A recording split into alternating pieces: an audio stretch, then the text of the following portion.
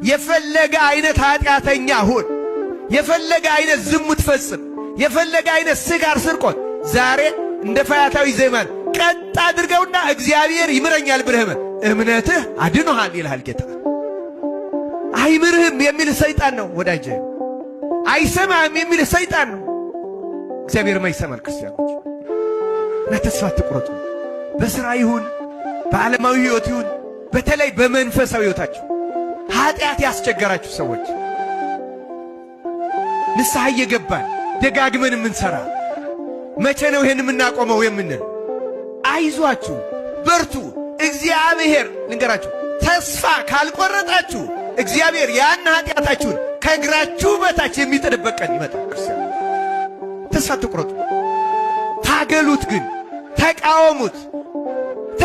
ያን ኃጢአት እግዚአብሔርን ለምኑት። አውጣኝ፣ ከዚህ ኃጢአት አውጣኝ፣ ይችን የዛገች ነፍሴን የቆሸሸች ነፍሴን ከዚህ አላቃት እያላችሁ ክርስቶስን ለምኑ። ክርስቲያን ተስፋ አትቁረጡ።